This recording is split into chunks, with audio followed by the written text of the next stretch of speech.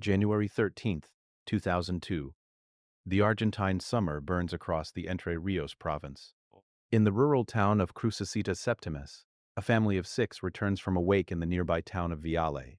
Rubén José Gill, 56 years old, known to everyone as Mencho. His wife, Margarita Norma Gallegos, 26. Their 4 children, María Ofelia, 12. Osvaldo José, 9. Sofía Margarita, 6 years old. And Carlos Daniel, just 2. They arrive back at the estancia where they live and work. La Candelaria, 500 hectares of farmland, stretching beneath an endless sky. The next morning, Rubén is seen riding his horse across the property. A neighbor waves to him in passing, and then they're gone. Not one of them, not 2, all 6. A father, a mother, and 4 children. Erased from existence as if they never drew breath. 3 months pass before anyone even realizes they're missing. When investigators finally arrive at the modest house where the family lived, they find something that makes no sense. The furniture is still there. The clothes hang in the closets. Personal documents sit in drawers. Money lies uncollected. Margarita's last paycheck from her job as a school cook, never picked up. The children's school supplies wait for a morning that will never come. It looks like they stepped out for an hour and simply never returned. But here's what haunts everyone who touches this case. In the 23 years since that January day, not one member of the Gill family has ever been seen again. Not in Argentina, not in Paraguay, not in Brazil, not anywhere. No immigration records, no school enrollments, no hospital visits, no bank transactions, no phone calls, no letters, nothing. 6 people don't just dissolve into air. They left from somewhere. They went somewhere. Someone knows something. But who, and what? And why has the silence been so complete? The owner of the estancia, Alfonso Goet, told relatives that the family had gone on vacation and never came back. He waited 3 months to mention it. When he finally died in a car crash in 2016, people who had been too terrified to speak while he was alive began coming forward with fragments of a story that suggests something far darker than a vacation gone wrong. This is the story of the Gill family disappearance, a case that has haunted rural Argentina for more than 2 decades, a mystery that involves burned mattresses, blood-soaked earth, secret excavations, and a landlord who may have taken the truth to his grave. And at the center of it all, 4 children who vanished, including a 6-year-old girl named Sofía, who should be 29 years old now but who has been frozen in time at age 6 since January 2002. What happened to Sofía Gill? What happened to her sister, her brothers, her parents? The answer might be buried somewhere in those 500 hectares of Argentine farmland, or it might be somewhere no one has thought to look. To understand this disappearance, you have to understand the world Rubén Mencho Gill came from, rural Argentina in the early 2000s, a place where distance measured in more than kilometers, where isolation was a condition of life, not an exception. Rubén was 56 in 2002. He'd spent most of his life working the land. Born into a family that knew poverty intimately, he'd learned early that survival meant hard work, long hours, and accepting whatever employment you could find. He wasn't educated beyond basic literacy, but he was skilled in the ways that mattered in the countryside: animal husbandry, crop management, fence repair, the 1,000 small tasks that keep an estancia running. People who knew him described Mencho as a happy man, loquacious, someone who laughed easily, who enjoyed a drink and good conversation when the workday ended. He had a reputation for being reliable, for showing up and doing what needed to be done without complaint. But there was another side to Rubén that people remember too. He was proud, stubborn. When he believed something wasn't right, he would say so, even to people who held power over him. This quality would become significant later, when people started asking questions about his relationship with his employer. Rubén had been married before. He had adult children from that earlier relationship, siblings to the 4 young children who would disappear with him. These older children were grown and living their own lives in different parts of Argentina. They stayed in touch with their father, but not constantly. In rural Argentina in 2002, before smartphones and constant connectivity, weeks could pass between family contacts without anyone thinking it unusual. Margarita Norma Gallegos was 30 years younger than her husband, 26 years old. The age gap raised eyebrows in some quarters. But in rural communities where traditional gender roles still held strong, such marriages weren't uncommon. Younger women married older men who could provide stability. Older men married younger women who could bear children and manage households.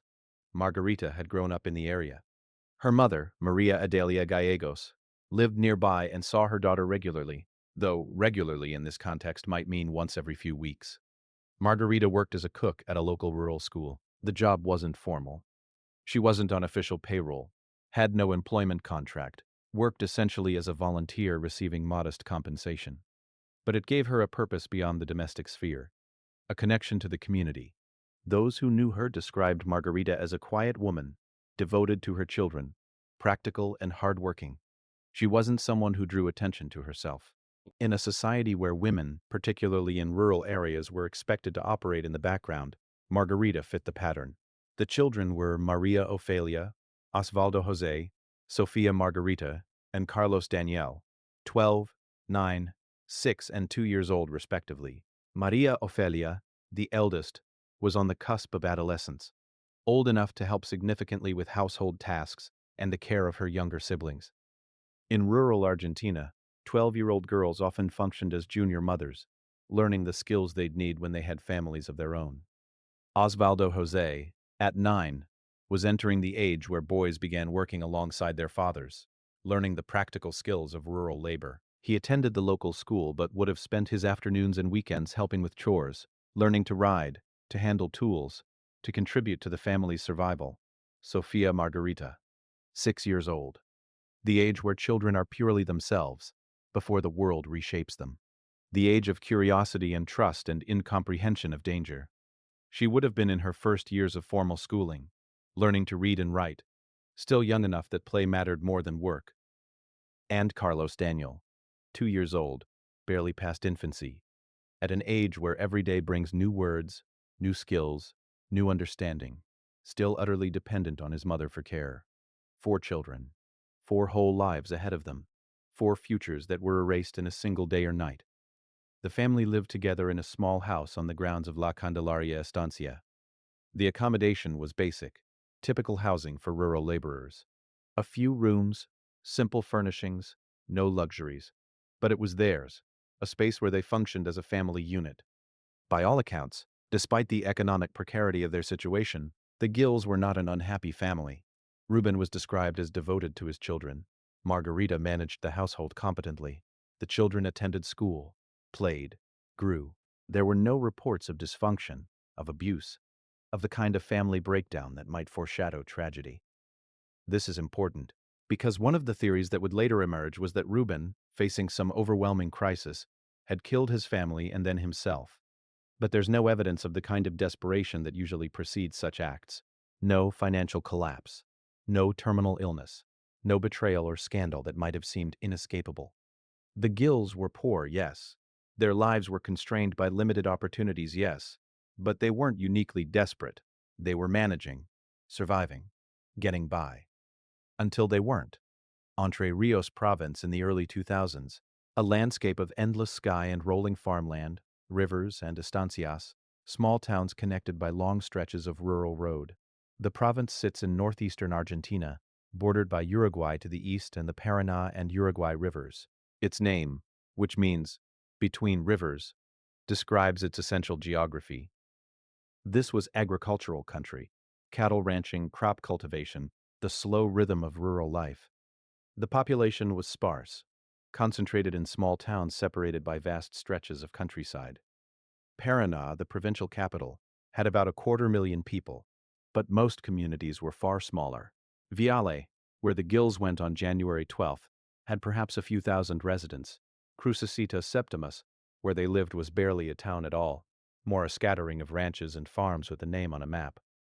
In this world, isolation was normal. Families lived on properties measured in hundreds of hectares. Your nearest neighbor might be kilometers away. You saw people when you went to town for supplies, when children attended school, when someone died and the community gathered for a wake. But day-to-day existence was often solitary. This isolation matters enormously to understanding what happened to the Gill family. Because in a world where people don't expect to see each other regularly, where communication is infrequent, and phones are still landlines in many places, A family can disappear and no one notices for months. The social structure of rural Argentina in 2002 was still fairly traditional, even feudal in some respects. Large landowners, estancieros, controlled vast properties. They employed peones, rural workers who lived on the land and performed the endless labor required to maintain an agricultural operation. The power dynamic was clear. The landowner had money, property, connections, legal standing. The peon had labor to sell, and little else. This wasn't slavery, obviously. Peones could theoretically leave, find work elsewhere, negotiate better conditions. But the reality was more complicated. Jobs were scarce. Landowners knew each other, talked. A peon who got a reputation as difficult might find themselves unemployable. And where would a man with limited education, no capital, and 4 young children go? So peones stayed, and endured what needed to be endured. Alfonso Goe, the owner of La Candelaria, was by all accounts a formidable figure. He was of German descent, which in Argentina carries certain connotations. European, educated, sophisticated, but also cold, strict, unforgiving. He was described as having a very strong temperament, as being very feared. These are not compliments in Argentine Spanish. They're warnings. Goethe was in his 70s in 2002. He'd owned and operated La Candelaria for decades. He knew how to run a profitable agricultural operation. He knew how to manage workers, and he knew how to exercise power in a world where power was unequally distributed. The relationship between Rubén Gill and Alfonso Goethe would become central to the investigation. But at the time the family disappeared, the exact nature of that relationship was unclear to outsiders. Were they employer and employee maintaining professional boundaries? Were they on friendly terms, with mutual respect? Or was there tension, resentment, conflict simmering beneath the surface? The answer, it seems, was complicated. In January 2002, Argentina was in economic freefall. The previous month, December 2001, had seen the collapse of the convertibility system that had pegged the peso to the US dollar. Banks froze deposits. The middle class saw their savings evaporate. Riots erupted in Buenos Aires. The president resigned. The country cycled through multiple governments in a matter of weeks. For the Gill family, living in rural isolation, these national crises may have felt distant. Their economic situation had always been precarious. A peso crisis didn't change their daily reality much. They'd never had savings to freeze, never had disposable income to lose. But the chaos did create a broader sense of instability. If you'd been thinking about leaving a job, about moving to find better opportunities, this would have been a terrible time to do it. The whole country was reeling. Better to stay put, even in an imperfect situation, than to leap into complete uncertainty. In the weeks before the disappearance, witnesses later recalled that Rubén's demeanor had changed. He was silent, thoughtful, very concerned. This was unusual for Mencho, who was normally cheerful and talkative. When people asked if something was wrong, he demurred, said things were fine. But his behavior suggested otherwise. What was he worried about? No one knows for certain. Some have speculated that he was having conflicts with Goethe over pay or working conditions. Others have suggested he'd learned something or seen something that disturbed him. Still others think he might have been worried about the national economic situation and what it meant for his family's future. What we know is that about 20 days before the family vanished, Goethe ordered Rubén to dig wells on the property. This detail comes from testimony that emerged years later, after Goethe's death, from a man named Armando Nani, who'd worked as a rural contractor at La Candelaria. According to Nani, he saw Rubén on January 14, 2002, just one day after the family was last seen, digging these wells. And Rubén was angry about it, complaining loudly about the work Goethe had ordered him to do. This testimony raises a profound question. If Rubén was alive and working on January 14th, then the family didn't disappear on the night of January 12th or the morning of January 13th. But if that's true, then where was the rest of the family? Were they still alive too? Had only Rubén been seen? Or is the testimony unreliable? The question has never been definitively answered, and it haunts the investigation. What else happened in those final days? Margarita prepared for the new school year. The children would be returning to classes soon. María Ofelia, Osvaldo, and Sofía all attended the local rural school. Margarita worked there as a cook. The rhythm of the academic calendar structured their year. On January 12th, a neighbor died. In rural communities, death brings people together. Wakes are social events as much as mourning rituals. Opportunities to see people you might only encounter a few times a year, to exchange news, to maintain the social bonds that isolation otherwise frays. The Gill family went to the wake in Viale that evening. Multiple witnesses saw them there. They were unremarkable. Nothing about their behavior suggested distress or plans to flee or imminent danger. They were just a family paying respects to a dead neighbor, being part of the community. They left the wake and returned to La Candelaria that night. And after that, the confirmed sightings become murky. January 13th, 2002. Sunday. The peak of Argentine summer. Temperatures in the high 80s, low 90s Fahrenheit. The kind of heat that makes work difficult, that sends people seeking shade, that can turn tempers short. What happened that day? The honest answer is, we don't know. We know the family had been seen the night before at the wake. We know that by April 2002, when Goethe finally mentioned to Ruben's relatives that the family hadn't returned from vacation, no one had seen any of them for months. But the specifics of January 13th are contested, confused, built from fragments of testimony that don't always align. One witness, a neighbor named Quito Villanueva who lived across from La Candelaria, claimed to have seen Ruben riding a horse across the property on the morning of Monday, January 14th. This is a crucial detail if true, because it means Ruben was alive the day after the supposed disappearance date. But other witnesses placed the family's last confirmed moment at the evening of January 12th, returning from the wake. Armando Nani's testimony, given years later, suggested he saw Ruben on January 14th digging wells and complaining about Goethe. But Nani admitted he was afraid of Goethe and didn't come forward with this information until after the landowner's death in 2016. Did fear distort his memory? Did years of silence blur the exact timeline? Here's what seems most likely based on the evidence. The family returned from Viale on the night of January 12th. They went to sleep in their house on the estancia. At some point during the night of January 12th or the day of January 13th, something happened. What that something was, we can only speculate. But by the time the new school year began in late January or early February, the Gill children weren't there. Margarita didn't show up for her cooking duties. Ruben wasn't seen doing his work around the property, and no one thought to ask where they were, not immediately. Because in rural Argentina, in a community where families sometimes took weeks or months off to visit distant relatives, where communication was sporadic at best, absence didn't automatically signal alarm. Time works differently in rural isolation. Days blur together, weeks pass without remarkable events.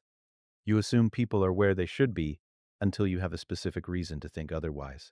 So when exactly did concern begin? When did absence transform into alarm? For the extended Gill family, Ruben's siblings, Margarita's mother, the transformation happened slowly. They hadn't heard from Mencho and Margarita in a while. But that wasn't necessarily unusual. They assumed the family was busy with work, with the children, with the rhythms of rural life. At the local school, when classes resumed after summer break, teachers noticed that the Gill children weren't enrolled. María Ofelia, Osvaldo, and Sofía should have been there, but they weren't. And Margarita wasn't there cooking. When school administrators asked about them, they were told, probably by someone who'd heard it from Goethe, that the family had gone on vacation.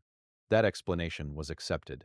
Families did sometimes pull children from school temporarily for various reasons. No one raised alarms. It wasn't until April 2002 that the situation became undeniable. Goethe himself went to visit one of Ruben's sisters. He showed up asking if she'd heard from Mencho. He explained that he'd given the family a vacation in January, 3 months off, and they'd never come back. He seemed concerned. Or at least, he performed concern. Ruben's sister was immediately suspicious. 3 months? Goethe had never given her brother more than 10 or 15 days off in all the years he'd worked at La Candelaria. Why would he suddenly grant 3 months? And where would they have gone? Ruben had no money saved, no vehicle of his own, no plans that anyone knew about. She contacted other family members. Margarita's mother, Maria Ofelia, Ruben's brother Osvaldo, his sister Luisa Eva. They compared notes. No phone calls. No letters. Nothing. Maria Ofelia went to La Candelaria to look at the house where her daughter had lived. What she found there told a story that contradicted Goethe's vacation narrative completely. All the family's belongings were still there. Furniture, clothes, personal items, Reuben's tools, the children's toys. Everything looked like the family had stepped out for a few hours, not departed for a 3-month vacation. But there were disturbing details too. The mattresses had been burned. When Maria Ofelia asked Goethe about this, he said the mattresses had been stained with blood and needed to be destroyed. He said this casually, as if it were normal. Blood? Whose blood? Why blood? Goethe's explanation was vague. An injury, perhaps. A nosebleed. Nothing to worry about. But Maria Ofelia worried. She worried intensely. In July 2002, 6 months after the family was last seen, Luisa Eva Gill went to the police station in Viale and filed a missing persons report. The Gill family, all 6 members, were officially declared missing. The investigation began, late, very late, with a 6-month head start for anyone who might have wanted to hide what had happened. When police finally started looking into the Gill family disappearance in mid-2002, they were confronted with an almost impossible situation. 6 months had passed since the family was last seen. Memories had faded. Evidence, if there had ever been any, had likely been destroyed or degraded. And the case was assigned to a judge in Nogoya named Jorge Sebastián Galino, who would hold it for years without making significant progress. The initial investigation was hampered by jurisdictional confusion, limited resources, and the sheer implausibility of what they were investigating. How does an entire family, 6 people including 4 children, simply vanish? There are only so many possibilities, and none of them are good. Theory 1. The family left voluntarily. Maybe they were unhappy at La Candelaria. Maybe they owed money somewhere. Maybe they wanted to start fresh. Maybe they crossed into Paraguay or Brazil and established new lives under false identities. But this theory had massive problems. The family left everything behind: money, documents, clothes, personal belongings. Margarita had an uncollected paycheck. Why would they abandon everything? And more critically, in the 20-plus years since 2002, not a single trace of any family member has ever surfaced. No immigration records, no school enrollments, no medical visits. No one has ever reported seeing them anywhere. Theory 2. Murder-suicide. Maybe Reuben, facing some desperate situation, killed his family and then himself. But this theory also struggles under scrutiny. There's no evidence of the kind of crisis that usually precedes such acts. No terminal illness, no catastrophic debt, no ruined reputation. The family's bodies have never been found, which means Reuben would have had to successfully hide 6 corpses including his own, which is logistically nonsensical. Theory 3. Accident. Maybe the family encountered some tragedy, a vehicle accident, a drowning, some natural disaster that killed all of them at once. But they had no vehicle. And even if some freak accident had occurred, where are the bodies? You don't lose 6 corpses to an accident without someone, somewhere, eventually finding remains. Theory 4. Foul play. Someone killed the Gill family. And the most obvious suspect was the person with the most access, the most power, and the most to lose if the family had been planning to leave or had discovered something they shouldn't have: Alfonso Goethe. From the beginning, suspicion centered on Goethe. The family worked for him, lived on his property, were last seen returning to his property, and he waited months to report them missing, offering an explanation: a 3-month vacation, that no one believed.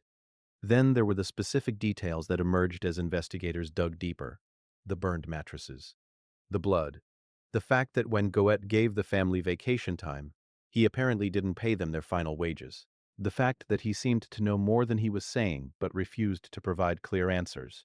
Investigators wanted to search La Candelaria thoroughly, but Goethe was powerful. He had lawyers. He had connections. And the legal system in rural Argentina moved slowly, especially when the person being investigated had money and status. It wasn't until July 2003, 18 months after the disappearance, that Judge Galino finally ordered a search of the estancia. By that point, any evidence that might have existed had long since degraded or been destroyed. The search found nothing conclusive: no bodies, no blood beyond trace amounts that could have come from anything, no hidden rooms or burial sites, nothing that proved foul play. But absence of proof isn't proof of absence. Investigators knew that La Candelaria was 500 hectares of rural land, wooded areas, fields, streams, countless places where bodies could be buried, and never found without knowing exactly where to dig. Gaute's behavior throughout the investigation was consistent but unhelpful. He maintained that he'd given the family vacation time, that they'd left the property, and that he had no idea what had happened to them afterward. He suggested they might have gone to Santa Fe to visit relatives, or perhaps migrated northeast looking for work. But he couldn't explain why they'd left all their belongings, why Margarita hadn't collected her pay, why Rubén, who by all accounts was a responsible father, would have taken his family somewhere without telling anyone where they were going. Goat's story had holes, but holes aren't evidence, and without bodies, without witnesses to a crime, without any physical proof that something violent had occurred, prosecutors couldn't build a case. The investigation languished. Judge Galino ordered occasional searches, reviewed testimonies, followed tips that led nowhere. But the case was going cold. The Gill family was becoming a mystery without resolution, a story that people would tell but never solve. And then, in 2006, something interesting happened. The family's lawyer, Elvio Garzón, made a statement suggesting that police officers might have been involved in the disappearance. He noted that some of the same officers who worked in the area where the Gills vanished had also worked in areas where other mysterious disappearances had occurred. Specifically, an accountant named Amado Abib and an architect named Mario Zapegno. This suggestion of police complicity opened up a darker possibility. What if this wasn't just about one violent landlord? What if there was a network of corruption, a system that enabled people with power to make problems, including inconvenient families, disappear? But this hypothesis was never seriously investigated. It was filed away, recorded in the case notes, and then forgotten. In 2008, 6 years after the disappearance, Judge Galino authorized another search of La Candelaria. This time, investigators brought more sophisticated equipment. They used luminol to detect blood traces. They examined the floor of the house where the Gills had lived. They found blood. 3 samples of human blood were recovered.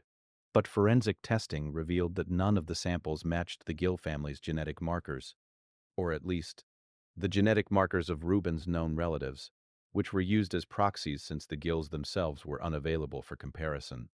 The blood raised more questions than it answered. Whose blood was it? How did it get there? The forensic experts noted that the samples were contaminated, degraded by time and environmental exposure. Perhaps they had once matched the Gills, but 6 years of deterioration had rendered them inconclusive.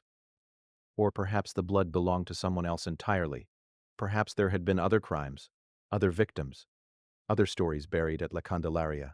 The investigation also noted something strange: the presence of certain flies in areas of the property. These flies are attracted to decomposing human remains. Their presence suggested that bodies had been present at some point, but where those bodies might be now was unclear.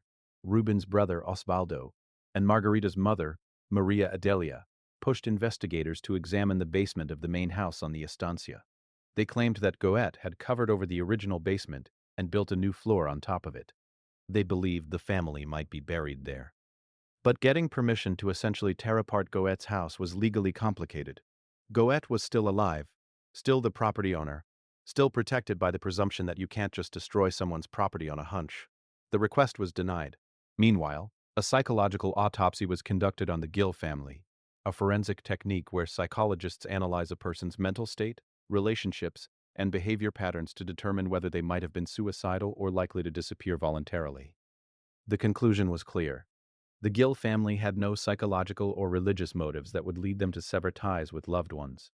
Rubén was described as a happy, loquacious, sociable man who never looked sad. The family was functional, intact, not showing signs of the kind of breakdown that precedes voluntary disappearance. But there was one detail the psychologists noted.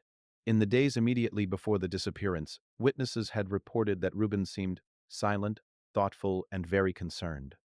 Something had been bothering him. Something significant enough to alter his normally cheerful demeanor. What was it? The investigation couldn't say.